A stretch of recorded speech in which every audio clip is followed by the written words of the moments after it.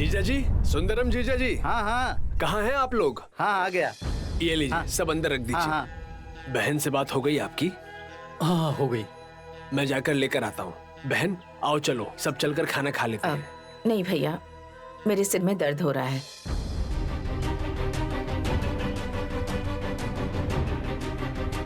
सुनिए, मैं घर जा रही हूँ, बच्चों को खाना खिलाकर ले आइएगा।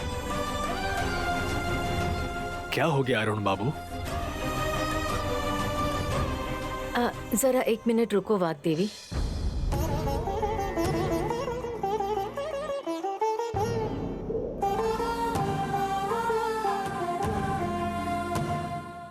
तुम्हारा मन क्यों दुखी है मैं समझ सकती हूँ।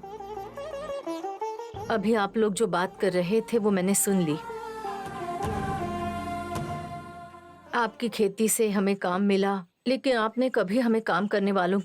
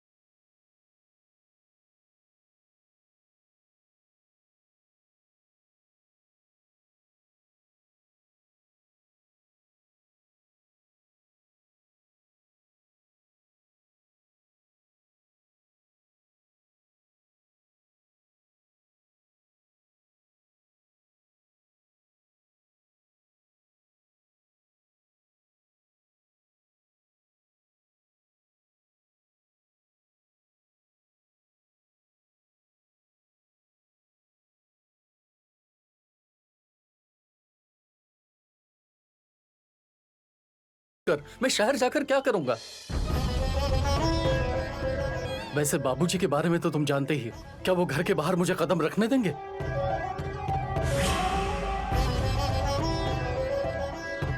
सपने तो हम बहुत देखते हैं, लेकिन कुछ सपने पूरे नहीं होते, भूलने पड़ते हैं। क्यों नहीं हो सकता भैया? आप सोचेंगे तो जरूर होगा। बाबूजी मानेंगे कि नहीं मुझे मालूम नहीं है भैया, लेकिन आपको आपकी बीवी का सपना तो जरूर पूरा करना चाहिए, है ना भैया? तुम सही कह रही हो बहन, मैं मना नहीं कर रहा हूं, लेकिन यहाँ क्या कमी है जो छोड़कर जाना चाहती है? शहर में जाकर ये करेगी क्या? पढ़ाई है ना भैया, और क्या चाहिए? हम तो पढ़ लिख नहीं सके भैया, हमें इस गांव के सिवा कुछ भी नहीं मालूम। दूसरी जगह हम जी भी नहीं पाएंगे, लेकिन वाग देवी जी पढ़ी लिखी हैं। अगर ये इसी गांव में रह गई तो सारे घर को रोशन करने वाले दीपक को अपनी हथेली में छुपाने जैसा होगा भैया। 25 सालों से पढ़ाई की है भैया, अगर ये पढ़ाई कुछ काम में नहीं आई तो कितना दुख होगा भैया। लाइफ लॉन्ग वो सर्टिफिकेट पकड़ के रोएगी तो भी वो दुख कम नहीं होगा। बेचारी वाग देवी कितनी रातों से सोई नहीं होगी, कितना रोई होगी ये।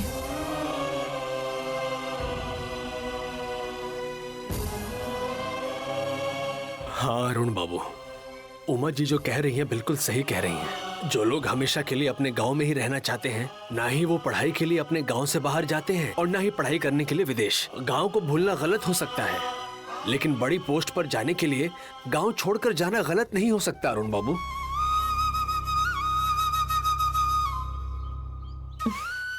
नहीं भैया, उनके साथ जोर जबरदस्ती मत कीजिए। समझने वाले होते तो कब का समझ चुके होते। इतना सब कुछ उन्होंने कह दिया है तो ये सब पूछने का कोई मतलब ही नहीं है। क्यों नहीं हो सकता वाग देवी? तुम्हारे विचार बहुत अच्छे हैं, तुम्हें तो आगे बढ़ना चाहिए। अब देखो भैया, अभी तक तो भाभी के मन में उनका पति पढ़ा लिखा नहीं है, ये बात ये कभी नहीं भूल सकती। लेकिन अगर पढ़ा लिखा पति होता तो मुझे समझ सकता था ये दुख इसके मन से कभी नहीं जाएगा। भैया मेरी बात मानिए, इसे आगे बढ़ने से मत रोकिए। अगर वाग्देवी अपना नाम रोशन करेगी तो अपने गांव और घर की इज्जत भी बढ़ेगी ना भैया। बाबूजी क्यों नहीं मानेंगे? अगर हम उन्हें समझाएंगे तो वो जरूर मानेंगे भैया।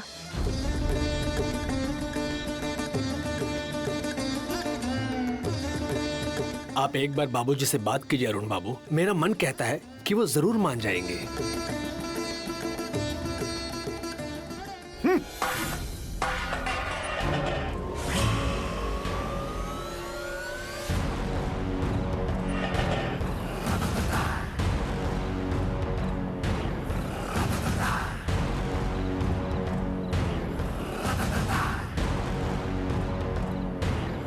पागल हो गए हो क्या तुम? मुझे इस घर को, इस गांव को छोड़कर शहर जाना चाहते हो? ऐसी बातें मेरे सामने मत करना। गांव छोड़कर अगर कोई शहर जाना चाहे तो उन्हें रोककर उन्हें आसरा देना, ऐसा वंश रहा है हमारा। और तुमने ये घर छोड़कर, गांव छोड़कर जाने के लिए सोचा कैसे? ऐसा नहीं है मुंह बाबूजी। बंद करो अपना। क्या दिक्कत है तुम्हें और तुम्हारी बीवी को यहाँ? इतना बड़ा घर है, 100 एकड़ में खेत है, अनगिनत पैसे हैं, उससे भी ज्यादा जान देने वाले लोग हैं यहाँ पर। ये सब छोड़कर शहर क्यों जाना चाहते हो तुम? बोलो। पैसा, प्रॉपर्टी ही सब कुछ नहीं होती बाबूजी। उससे भी कहीं ज्यादा कीमती सपने होते हैं। आपकी बहू भी वैसी ही। उसने बहुत ज्यादा पढ़ाई की है, उसके बहुत सारे सपने हैं। यहां रहेगी तो उसके सपने कभी पूरे नहीं होंगे, इसलिए वो शहर जाना चाहती है। उसके सपनों को पूरा करना हमारा फर्ज है बाबूजी। चुप हो जाओ। अपनी बीवी को समझाने के बजाय तुम उसे सपोर्ट करना चाहते हो। कैसे सोच लिया तुमने? शर्म नहीं आती? कोई भी इस गांव से कहीं बाहर नहीं जाएगा, यहाँ तक कि कोई सपने में भी नहीं सोचेगा बाहर जाने के लिए। आप नहीं मानेंगे तो कैसे होगा बाबूजी? उसका मन पढ़ाई में ही लगता है। उसको जबरदस्ती यहाँ रखेंगे तो वो बहुत दुखी होगी। ये हमारे लिए अच्छा होगा क्या? मैं पढ़ा लिखा नहीं हूं, लेकिन उसके मन की बात समझ ना पाऊं ऐसा तो नहीं है ना? मैंने उसे वचन दिया है और मैं उसे ले जाऊंगा। तुम्हारी इतनी हिम्मत? मुझसे जबान लड़ाओगे तुम? तुम्हें तो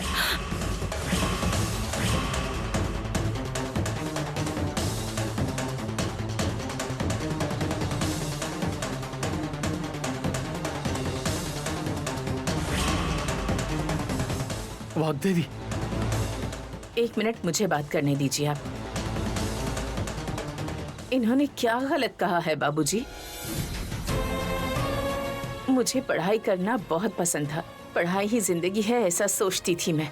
आपका बेटा पढ़ा लिखा है ऐसा कहकर आपने मुझे धोखा दिया। ये मेरे नसीब में लिखा है, मैंने ऐसा सोचा। आज जाकर मेरे पति मुझे समझ रहे हैं, मुझे सपोर्ट कर रहे हैं और आप इन्हें रोक रहे हैं। जाने अनजाने में हुई अपनी गलती को ये सुधारने की कोशिश कर रहे हैं, तो आप इन्हें मना क्यों कर रहे हैं? मुझे धोखा दिया है ऐसा आपको नहीं लगता क्या? मेरा दुख क्या है आपको समझ में नहीं आता? आप क्या सोचते हैं मेरे बारे में? आपको मुझ पर दया नहीं आती क्या? मेरी जिंदगी का कोई मतलब नहीं है क्या? आप ऐसा मेरे साथ कैसे कर सकते हैं बाबूजी?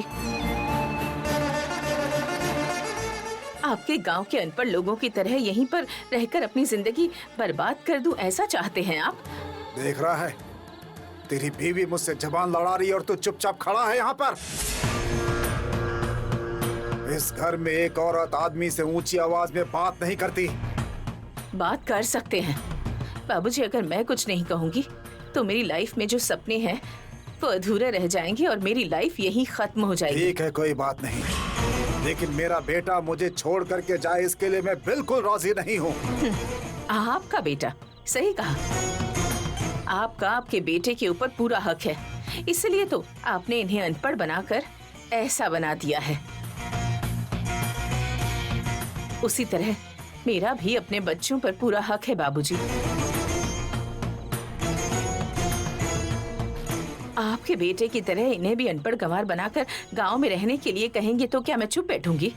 ऐसा कभी नहीं होगा। मैं इन्हें अच्छे से पढ़ा लिखा कर बड़ा आदमी बनाऊंगी बाबूजी। मुझे इन्हें एक अच्छा फ्यूचर देना है। तुम्हारे बच्चे, तुम्हारा भविष्य, तुम्हारे अधिकार, मुझे कोई हक नहीं है क्या? अभी तक तुम लोग यहाँ पर क्यों हो? फिर जाओ यहाँ से और जाकर जो भी करना है करो। लेकिन एक बात ध्यान से सुन लो, यहाँ से एक कौड़ी भी नहीं मिलेगी ले जाने के लिए। मेरी जायदाद में कोई हिस्सा नहीं मिलेगा।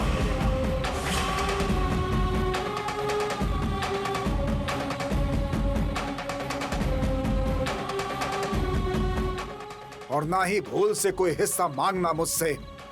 प्रॉपर्टी की इतनी ही इच्छा होती तो मैं यहीं इसी घर में रह लेती बाबूजी।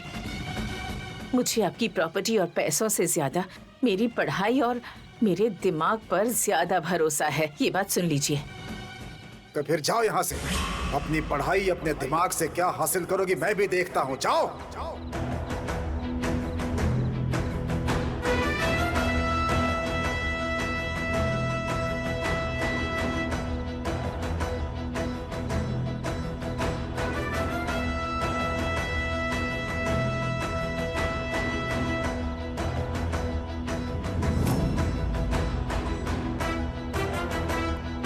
आपको मना करके जाऊंगी ऐसा सोचा था, लेकिन अब मुझे चैलेंज कर रहे हैं तो मैं जिंदगी में सक्सेसफुल होकर दिखाऊंगी।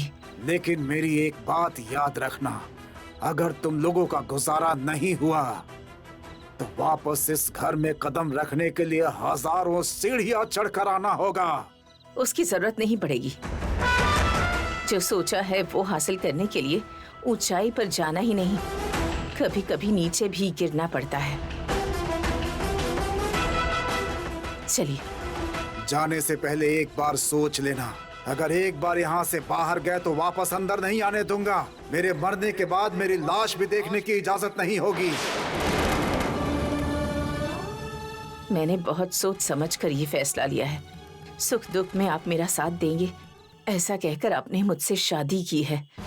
हमारे बच्चों के भविष्य के लिए मैंने जो फैसला लिया है वो बिल्कुल सही है, ऐसा आप सोचते हैं? तो मेरे साथ चलिए।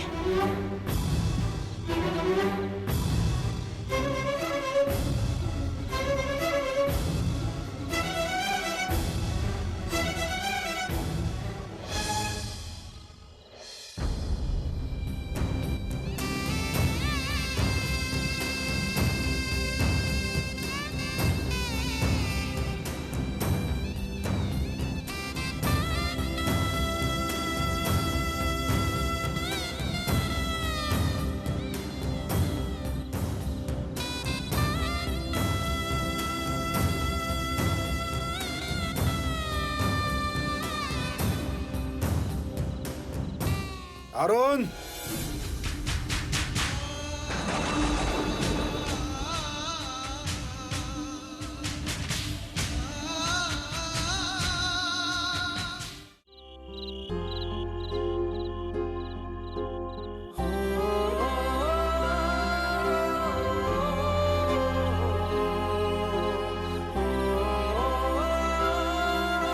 मुझे लगा आप नहीं आएंगे।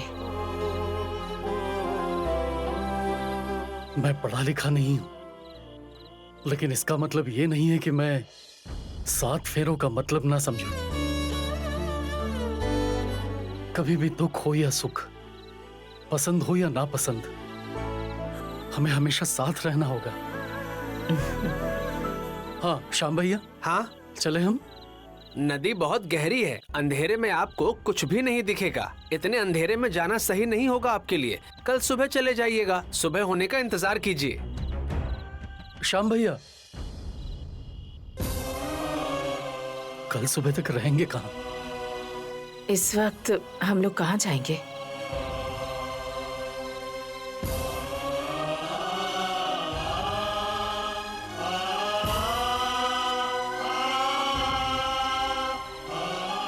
क्या हुआ अरुण बाबू, ये इतनी रात गए, आप कहाँ जा रहे हैं? अब क्या बताऊं मैं आपको, समय ऐसा है कि रात क्या और दिन क्या। जाना तो है ही ना जगन्नाथम। ऐसा होगा सोचा नहीं था भैया। सोचा था कि बाबूजी समझ जाएंगे, फिर भी हम लोग नहीं हैं क्या? सोचा था आपने। वाग्देवी तुम कुछ तो बोलो ना। क्या बोलूं? हम आज इस परिस्थिति में मेरी वजह से ही आए हैं। जल्दी गांव छोड़कर जाना है और जो सोचा है वो हासिल करना है, बस इससे ज्यादा और कुछ भी नहीं जानती हूँ मैं। बस मेरी बात को समझे और हम घर से निकल आए और इन्होंने मेरा साथ दिया। तो इसका मतलब क्या आप रात को ही निकल जाएंगे? जरा बच्चों को देखिए, बेचारे ठंड के मारे कांप रहे हैं। अभी आप घर चलिए, फिर हम सोचेंगे। आइए। चलो भैया। आ जाओ। चलो बेटा। आओ बेटा, आइए ना। आओ बेटा। चलो।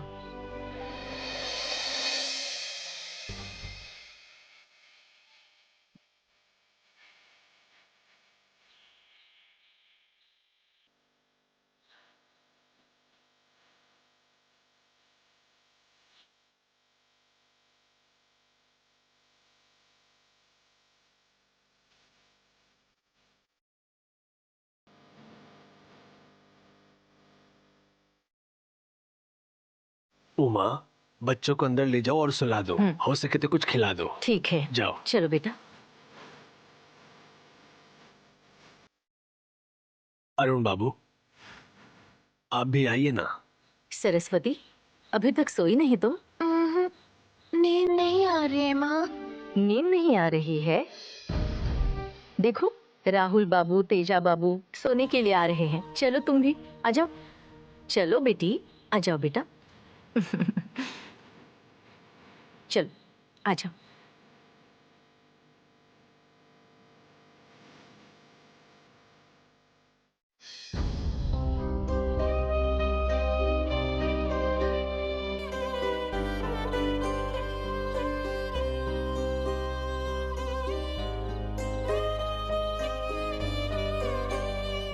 क्या सोच रहे हैं? हम घर छोड़कर क्यों आ गए, यही ना? क्या करना है ये सोच रहा हूँ। पहने हुए कपड़े के अलावा मेरे पास एक पैसा भी नहीं है और सामने तीनों बच्चों का भविष्य है। क्या करेंगे हम लोग? आप इतना सोच रहे हैं, मतलब आपको मुझ पर बिल्कुल भरोसा नहीं है।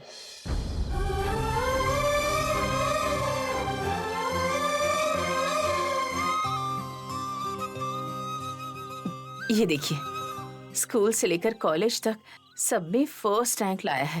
यूनिवर्सिटी में गोल्ड मेडल। 100 एकड़ की प्रॉपर्टी से भी ज्यादा वैल्यूएबल है ये।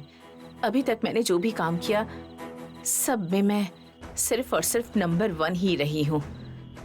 जहां भी हूँ नंबर 1 ही रही हूँ और आगे भी जो करना है उसमें नंबर 1 ही रहूंगी। मुझे अपनी पढ़ाई पर भरोसा है। आप मुझ पर भरोसा कीजिए बस।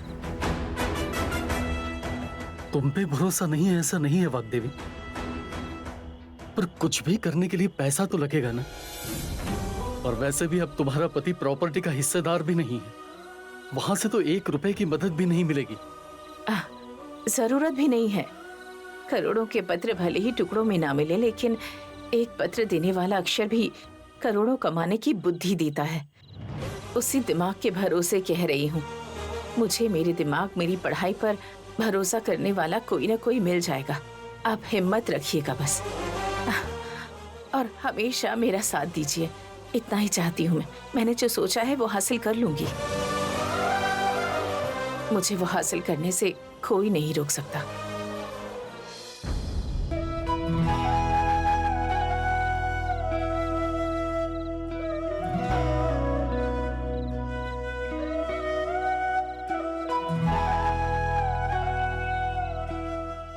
वाग्देवी बोलेगी तो बाबूजी जरूर समझेंगे, ऐसा मुझे लगा था।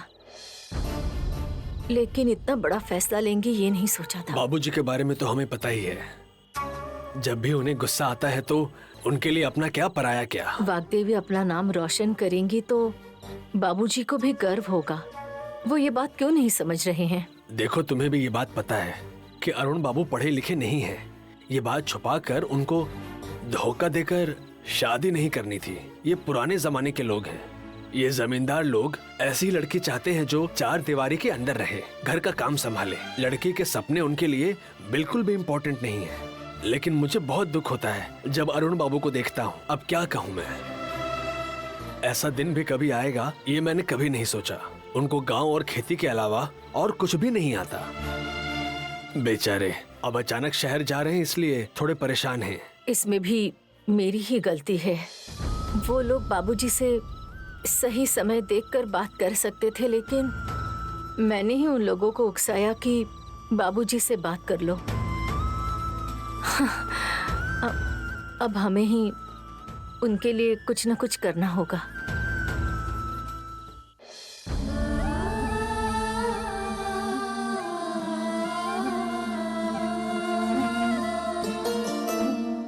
राहुल कहाँ है? राहुल, राहुल, राहुल, राहुल, राहुल। अरुण बाबू, आपसे एक बात थी, आइए।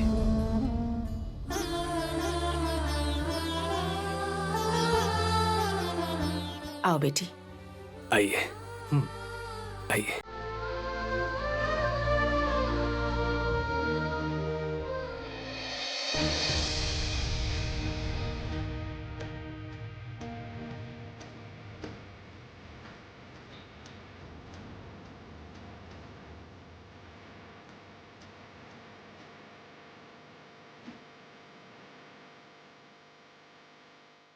ये क्या है बहन? इस तरह घर छोड़ने का कारण सिर्फ मैं ही हूँ, ये बात मैं जानती हूँ। मेरी बात सुन के ही आप लोग बाबूजी से झगड़ा करके आ गए। इस हालातों में शहर जाके कैसे रहेंगे, कहाँ रहेंगे, इस बात से मैं चिंतित हूँ।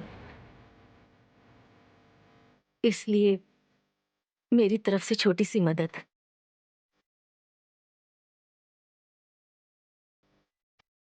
हमारा गुजारा खेती के काम से ही होता है। इसके अलावा हमारे पास आपको देने के लिए और कुछ नहीं है। ले लीजिए।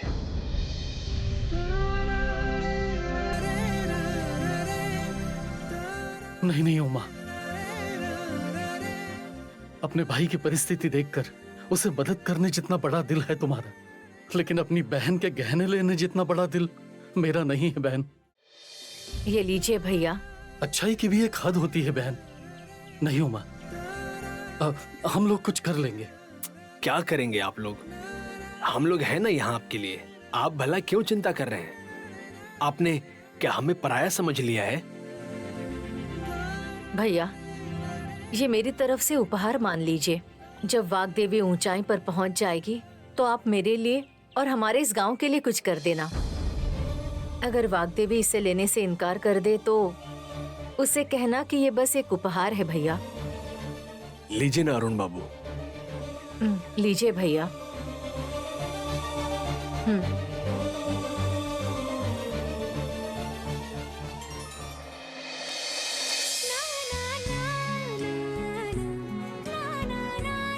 ये क्या है? ये मेरी याद है। और ये किस लिए? क्योंकि तुम लोग गांव छोड़कर जा रहे हो ना, तो इसे मेरी याद मानकर रख लो। हाँ?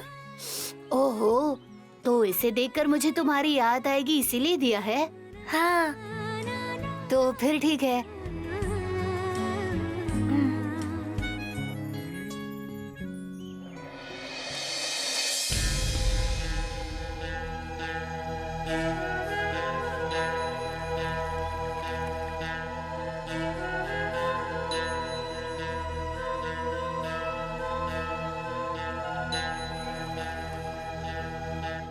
अरुण बाबू, अपना ख्याल रखिएगा। जाना तो था, लेकिन इस तरह से जाना पड़ेगा ऐसा कभी सोचा नहीं था। और कर भी क्या सकते हैं भैया, बड़े मालिक को इतना गुस्सा आएगा ये हमने कभी नहीं सोचा था। हम बड़े मालिक को जैसे तैसे मना लेंगे भैया, लेकिन आप वाग्देवी बहन के सपने को पूरा करने की जरूर कोशिश कीजिए। हाँ। अब वो देखिए, नाव आ गई। चलिए। वाग्देवी, अपना ख्याल रखना। तुम भी अपना ख्याल रखना। और पेट में जो बच्चा है उसका भी। सरस्वती को स्कूल भेजने में देरी मत करना। ठीक है वाग्देवी। सरस्वती वहाँ नहीं आएगी क्या? क्यों नहीं आएगी? पहले तुम लोग वहाँ जाओ, उसके बाद सरस्वती भी आएगी, फिर तुम साथ में पढ़ाई करना।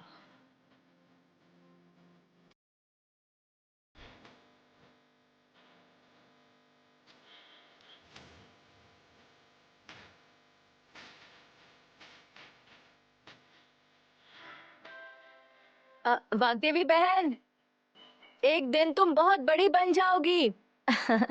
तब हमारी सरस्वती को याद रखना, तुम्हारे पास ही भेजूंगी इसे। और इसे अपनी तरह ही बनाना।